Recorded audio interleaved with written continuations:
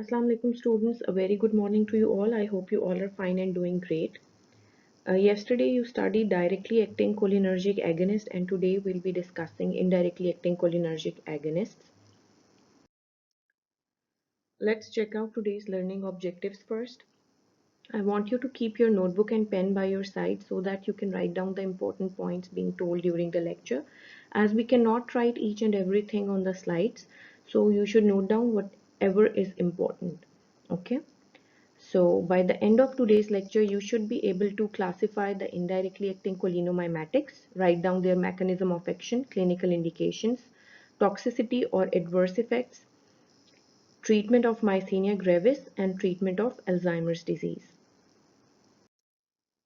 But before starting today's lecture, let's have a quick recap. Cholinomimetics are of two types, directly acting drugs and indirectly acting drugs. Directly acting drugs are those which directly bind to the receptors and thus produce their action, whereas indirectly acting drugs increase the level of acetylcholine by inhibiting acetylcholinesterase enzyme, and this acetylcholine will then activate the receptors. That's why they are called indirectly acting drugs. So these drugs are of two types, reversible and irreversible anticholinesterases. And in general, reversible anticholinesterases are of more clinical value, and the irreversible ones are usually used as insecticides and war gases. Let's revise the types of cholinergic receptors, their post-receptor mechanisms, and their locations. You must be wondering that why are we emphasizing so much on the cholinergic receptors or the receptors of ANS? Because ANS is a very important unit and it is important for you to understand it, because there is no use of just cramming up the things. You need to understand it. So if you know the exact location of the receptors and what is their post receptor mechanism and where they are located, you can easily write down the pharmacological actions of the drugs, their clinical uses, and their adverse effects. So there are two types of receptors, muscarinic and nicotinic.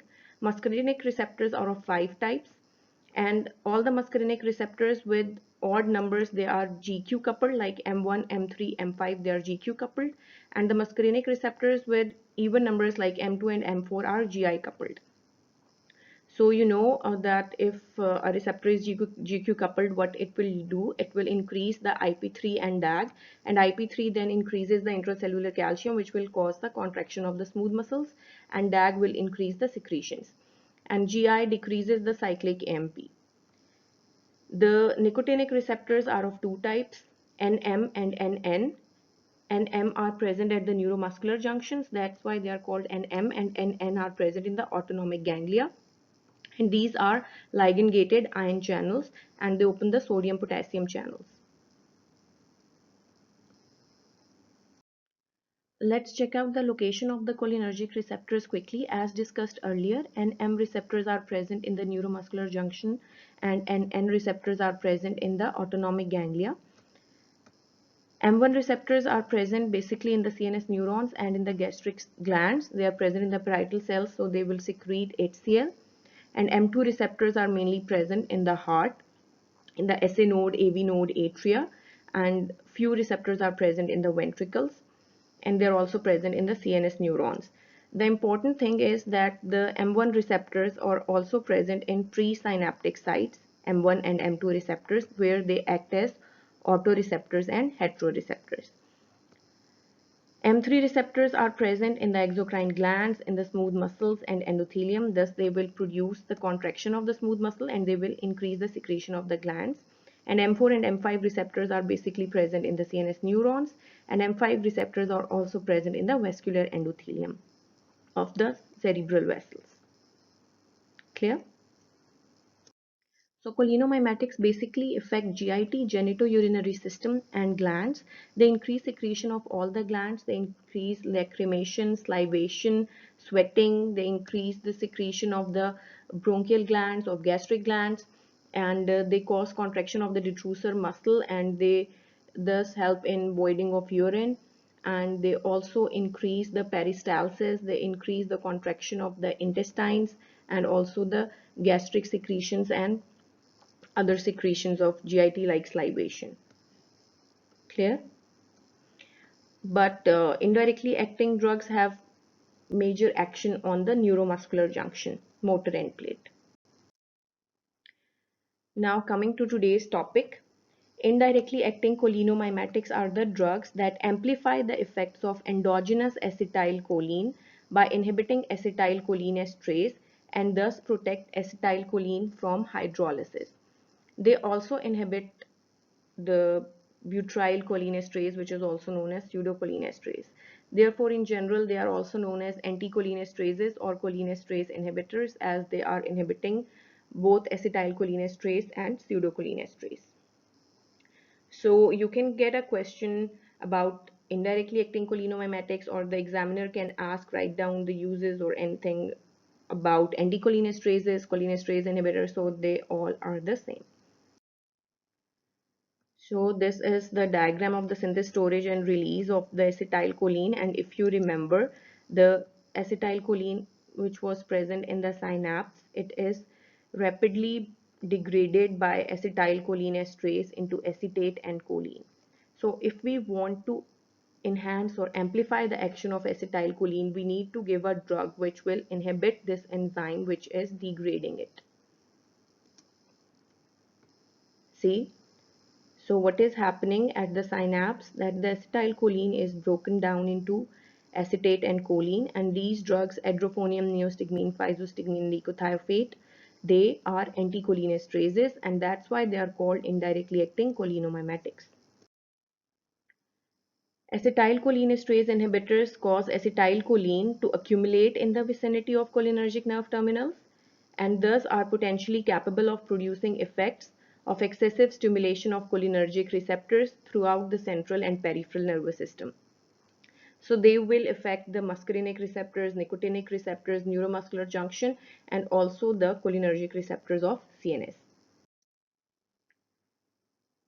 Let's check out the classification of indirectly acting cholinomimetics. Indirectly acting cholinomimetics are of two types, reversible and irreversible. Today we'll keep our focus on reversible in anticholinesterases, and the irreversible anticholinesterases will be covered tomorrow inshallah. So the reversible anticholinesterases are divided into mainly two groups, alcohols and carbamates.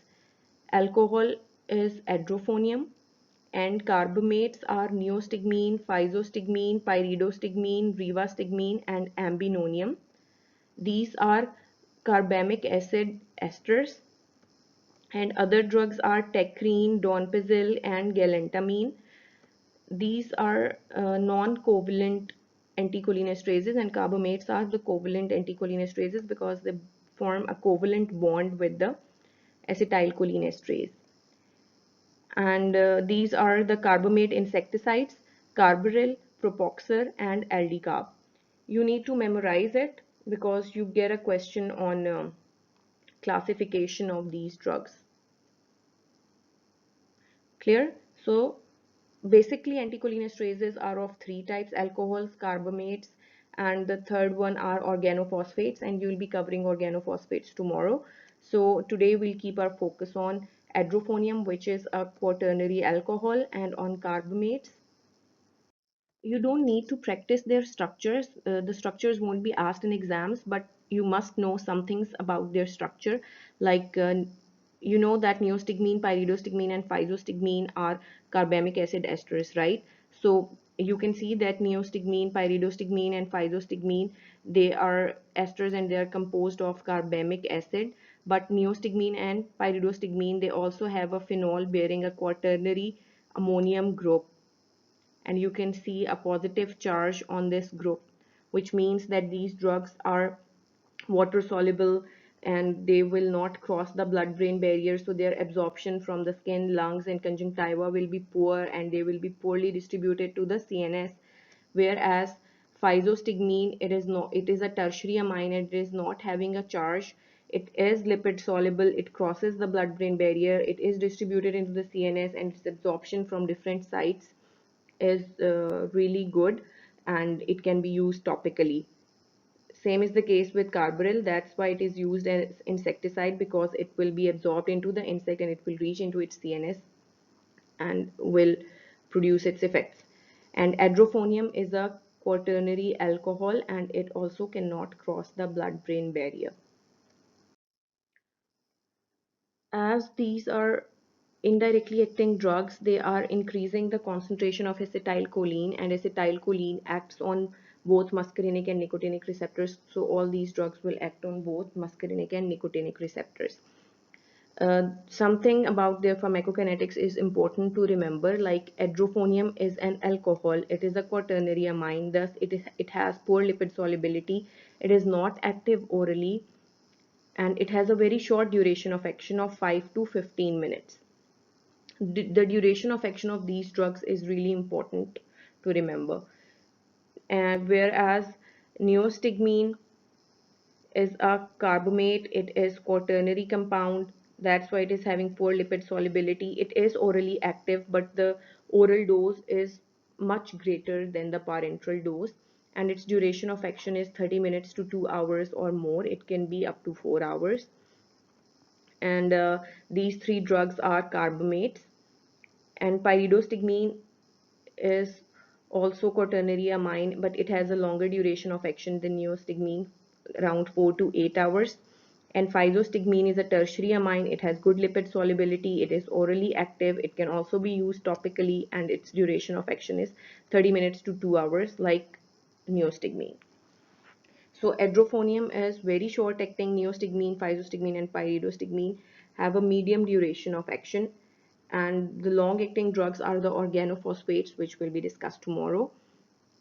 So if we have to give neostigmine to a patient, pyridostigmine is a better choice because it has the longer duration of action. And if you need to give a drug for peripheral actions, then obviously physostigmine would be a bad choice because it will cross the blood-brain barrier and it will produce CNS effects. Clear? The mechanism of action of anticholinestrases. The primary target is the acetylcholinesterase enzyme, although it inhibits the pseudocholinesterase, but the main target is acetylcholinesterase.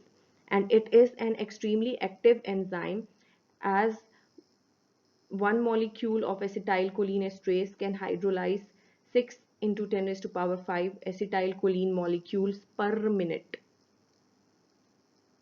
So it will be hydrolyzing a single molecule in 150 microseconds or so.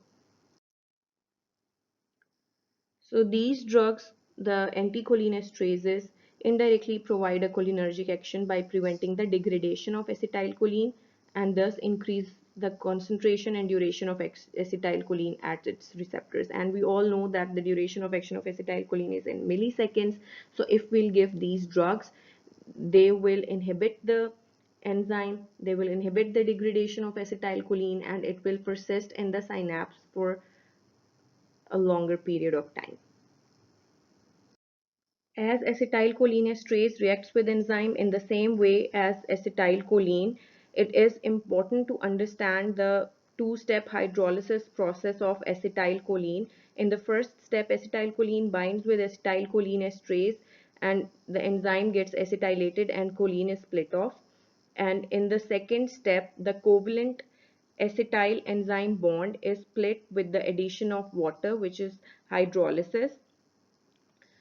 And the acetyl group from the acetylated enzyme, it combines with water to form acetate, and this frees the enzyme for inactivation of other acetylcholine molecules. So enzyme is now free and it is available for the inactivation of other acetylcholine molecules. So if we give acetylcholinesterases like carbamates, they will also bind to acetylcholinesterase and the enzyme will be carbamylated. The acetylated enzyme reacts with water extremely rapidly and the enzyme is freed in a fraction of millisecond, whereas the carbamylated enzyme reacts slowly with water and therefore acetylcholine will be available in synapse for a longer duration of time to produce its actions. Let's try to understand the mechanism of action with the help of a diagram. This is the enzyme acetylcholinesterase, and we know that normally acetylcholine binds to the enzyme's active site and is hydrolyzed, yielding free choline and acetylated enzyme. So this enzyme has two sites to which acetylcholine binds. One is the anionic site, which is negatively charged and attracts the positively charged nitrogen atom of acetylcholine, and the other is the esteratic site to which the other part of acetylcholine binds. Clear? So what happens next is the esteratic site becomes acetylated, a covalent bond is formed, choline splits off, and the acetylated enzyme reacts with water, the bond is split, and the esteratic site is free for further inactivation of acetylcholine. And this entire process occurs in approximately 150 milliseconds. Adrophonium reversibly binds electrostatically and by hydrogen bonds to the anionic site of the enzyme only, and thus prevents the access of acetylcholine. As the enzyme inhibitor complex does not involve a covalent bond, it is thus short-lived, only for 2 to 10 minutes. Whereas carbamates bind with the both sides of the enzyme like acetylcholine, but the covalent bond of carbamylated enzyme is more resistant to the hydration process as compared to the acetylated enzyme, and this step is correspondingly prolonged for 30 minutes to 6 hours and results in temporary inhibition of the enzyme, and the carbamates are released by cholinesterase slowly, and thus it frees the enzyme slowly, so enzyme is not available for acetylcholine. Clear? The pharmacological actions of anticholinesterases are the same as those of the direct acting cholinomimetics or the stimulation of parasympathetic nervous system.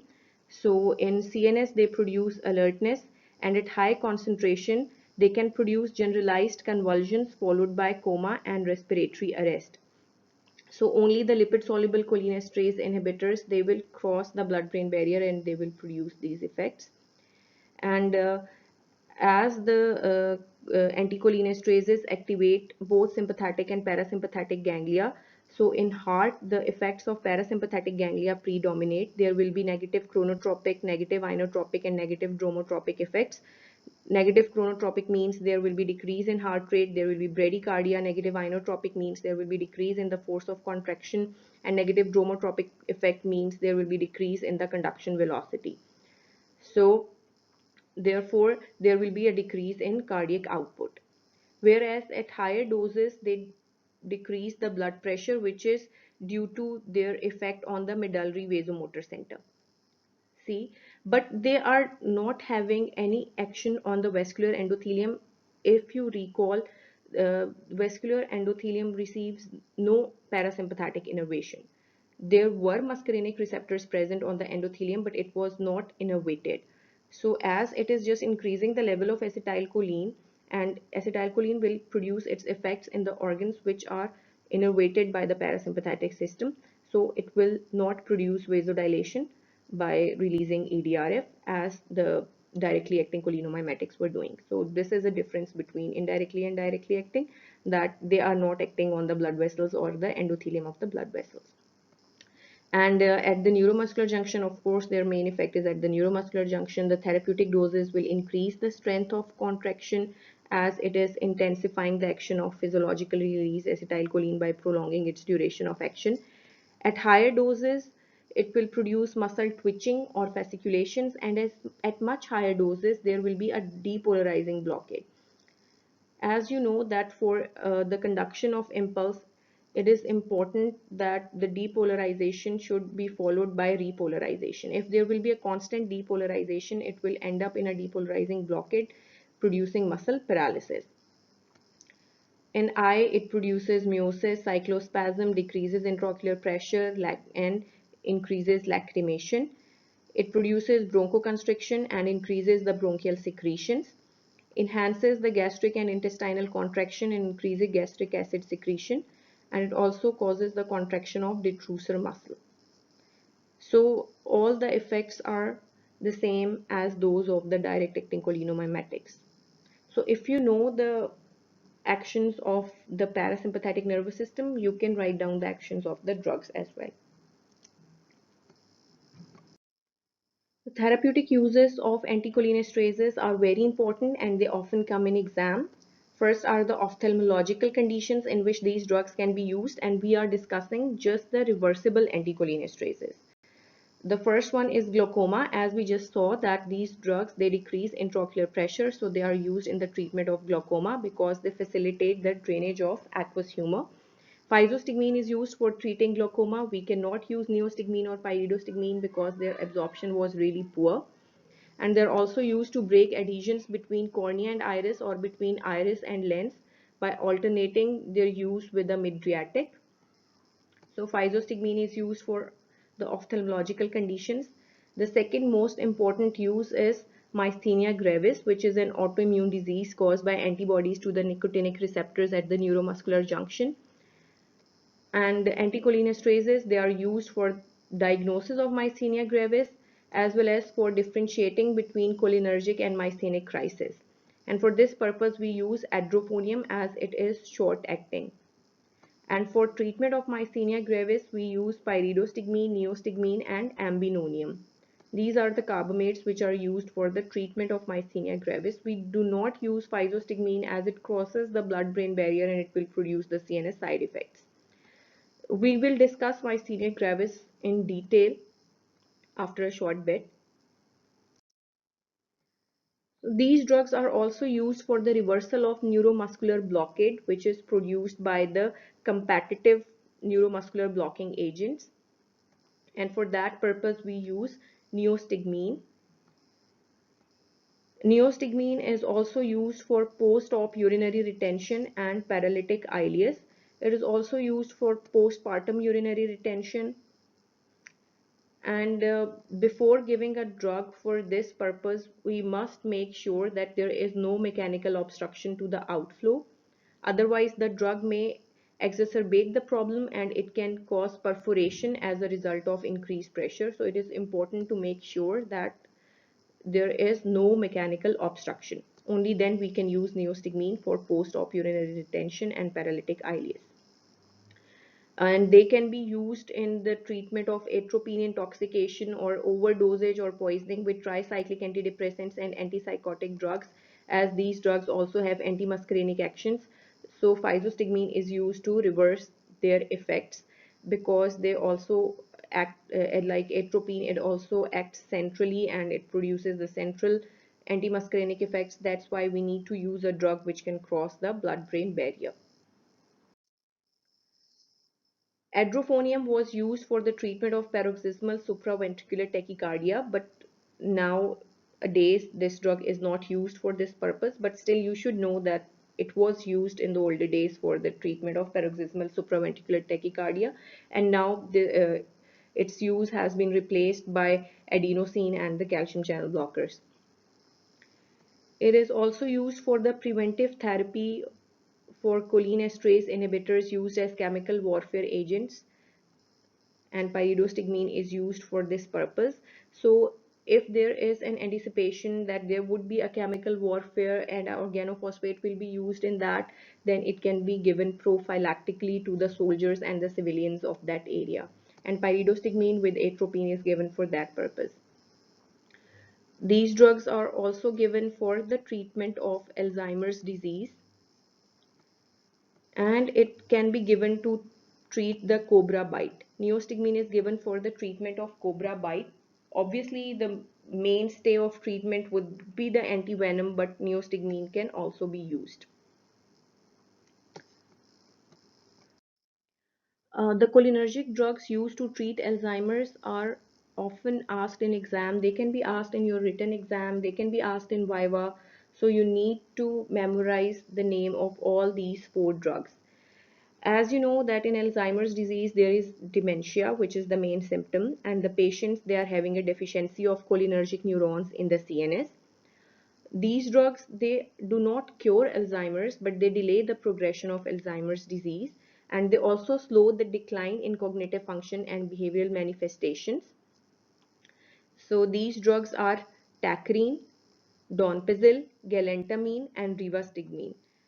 Tacrine is red coded because it is notorious to cause hepatotoxicity, therefore it is not used much.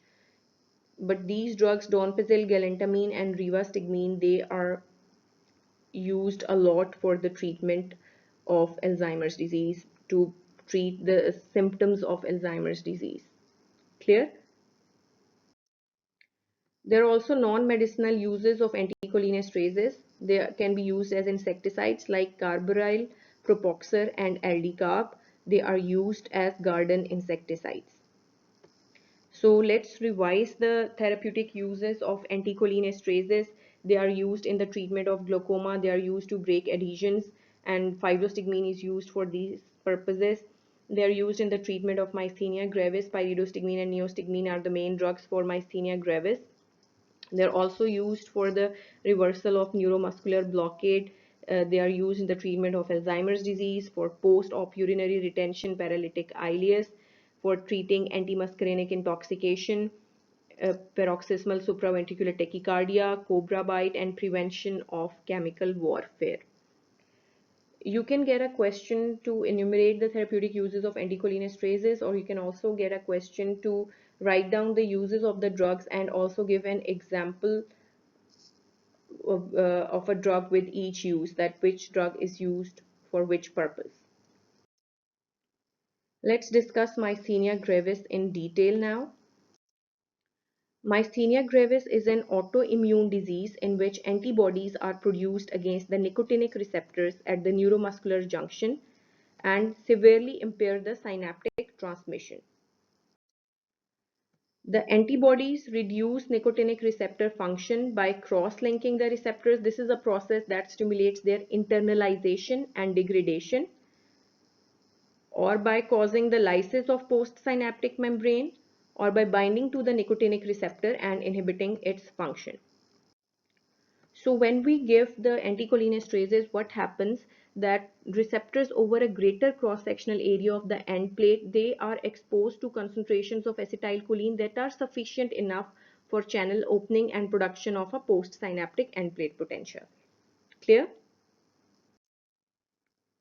So what are the clinical findings? The patient usually presents with ptosis, which is drooping of the eyelid. There could be unilateral ptosis or bilateral ptosis. Diplopia. Diplopia is double vision. There could be difficulty in speaking and swallowing, and extremity weakness. Patient complains of severe muscle weakness, which is worsened by even slight physical exertion, and the muscle weakness, it worsens with time. Like the patient is well in the morning, but he will get fatigued by the evening. And in case of severe disease, all muscles may be affected, including those necessary for respiration. Myasthenia gravis is usually diagnosed by taking history and physical examination of the patient. We can do the antibody test. We can order a CT chest to see the presence of thymoma. But there is a test which is used for diagnosis of myasthenia. It is adrophonium test, and it is a diagnostic test for myasthenia. What we do, that we take the baseline muscle strength of the patient, we check the baseline muscle strength of the patient, and then 2 milligram adrophonium is injected intravenously. If no reaction occurs, then after 45 seconds we give an additional 8 milligram of adrophonium. If the patient has myasthenia gravis, his muscle strength will improve and it will last for 5 minutes, and otherwise there will be no change in the muscle strength. For the treatment of myasthenia gravis, several treatment options are available. We use anticholinesterases mainly, which are carbamates, and among carbamates we use pyridostigmine and neostigmine, and ambinonium can also be used. If a patient is having just the ocular myasthenia, he can be treated with the carbamates only. And the doses of the drugs are titrated to optimal levels based on the changes in muscle strength. So there is not a fixed dose for the treatment of myasthenia gravis. Depending upon patient's muscle strength, we increase or decrease the dose. And patients who have widespread muscle weakness, they are also treated with immunosuppressant drugs like glucocorticoids, cyclosporin, and azathioprine. And in some patients, the thymus gland is removed, thymectomy is done, and in very severely affected patients, we can give immunoglobulins and plasmapheresis. can be done. Clear? Because we need to titrate the dose of carbamates, the patient can be overly treated or the patient can be under treated because we don't have a fixed dose for the disease. So if the patient is under treated, the patient can come with myasthenia crisis after some time, and if he is excessively treated, then the patient can come with myasthenic crisis. This is a question which is often asked in your exam, that how will you differentiate between cholinergic crisis and myasthenic crisis? So what happens? You have diagnosed the disease, you have started the treatment of the patient, but after some time patient comes to you with severe muscle weakness. Now you don't know either it is due to the excessive treatment or it is due to under treatment. If it is due to undertreatment, it is myasthenic crisis, and if the muscle weakness is due to excessive treatment, it will be cholinergic crisis. Let's check out how we will.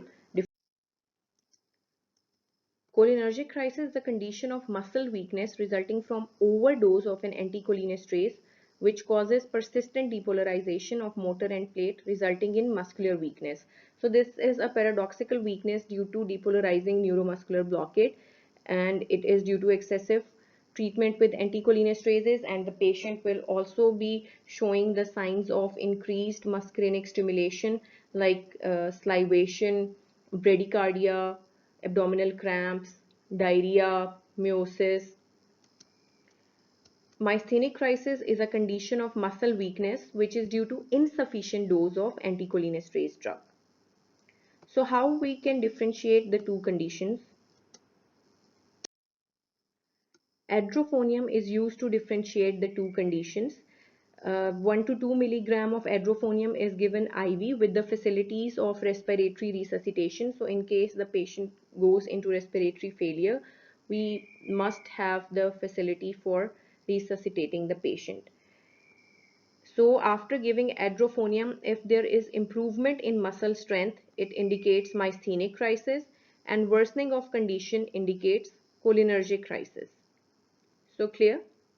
So you are sitting in ER and a woman comes to you. She was having myasthenia gravis and now she presented with severe muscle weakness, and you don't know either it is due to excessive treatment or it is due to the insufficient treatment. So what you will do, you will give her adrophonium IV, and if her condition will improve, it means it was myasthenic crisis, and if it will worsen, it will be cholinergic crisis, because in cholinergic crisis already the acetylcholine levels were raised and now you are increasing the levels again, so the condition will worsen again. And why are we using adrophonium? Because it is short acting and we cannot give a longer acting anticholinesterase, because if the patient is having cholinergic crisis, it will worsen the patient's condition, and it will be really bad for the patient. The next question which is oftenly asked is that why neostigmine is preferred over physostigmine in the treatment of myasthenia gravis. Neostigmine is preferred because its effect on skeletal muscle is greater than that of physostigmine. It also has a direct action on neuromuscular junction in addition to its anticholinesterase effect. Neostigmine and pyridostigmine, they also have direct action on the nicotinic receptors. And neostigmine does not cross blood-brain barriers, thus it will not produce CNS side effects. That's why neostigmine is preferred over physostigmine for the treatment of myasthenia gravis. Why physostigmine is preferred over neostigmine in the treatment of atropine poisoning? So, as neostigmine has quaternary nitrogen, it cannot cross the blood-brain barrier, it is more polar, it will not enter the CNS, and it cannot overcome the toxicity of centrally acting antimuscarinic agents like atropine. Therefore, physostigmine is preferred over neostigmine because it is a tertiary amine and it will cross the blood-brain barrier. Toxicity of anticholinesterases is the simple exaggeration of the its pharmacological actions, and you can remember it by the mnemonic dumbbells. It can produce diarrhea, increased urination, meiosis, bradycardia, bronchoconstriction, excitation of the CNS and skeletal muscles, lacrimation, salivation, and sweating.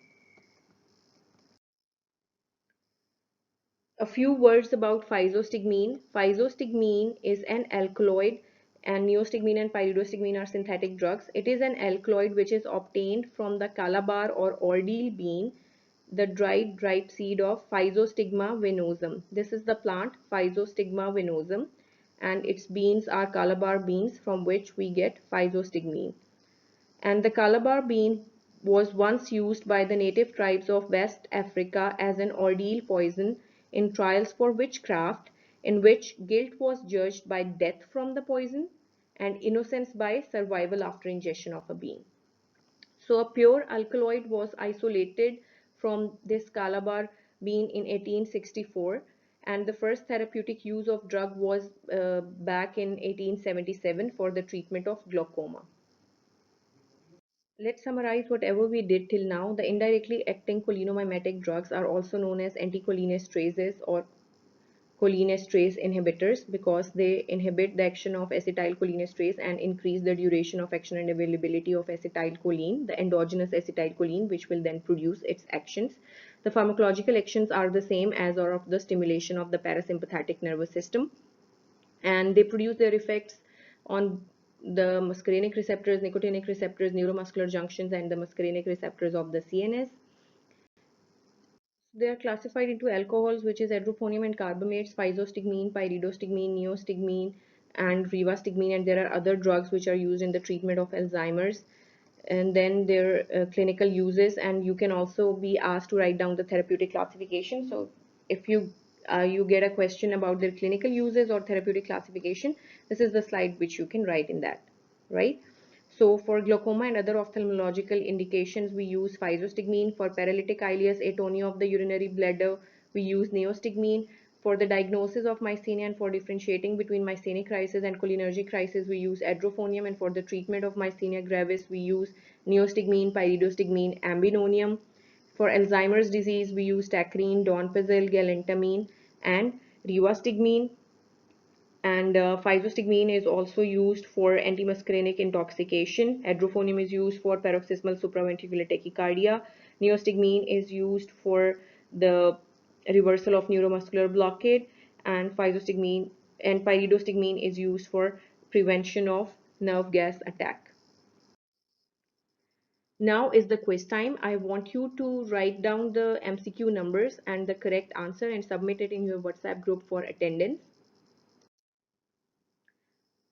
First MCQ is: a 30-year-old woman undergoes abdominal surgery. In spite of minimal tissue damage, complete ileus follows, and she complains of severe bloating. She also finds it difficult to urinate. Mild cholinomimetic stimulation with bethanechol or neostigmine is often effective in relieving these complications. Neostigmine and bethanechol in moderate doses have significantly different effects on which of the following? The next question is: a 30-year-old woman has been treated for myasthenia gravis for several years. She reports to ER complaining of recent onset of weakness of her hands, diplopia, and difficulty swallowing. She may be suffering from a change in response to her myasthenia therapy, that is cholinergic or myasthenic crisis. Which of the following is the best drug for distinguishing between myasthenic crisis and cholinergic crisis?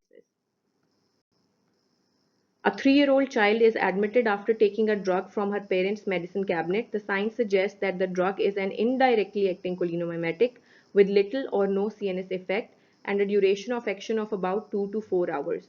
Which of the following is the most likely cause of these effects?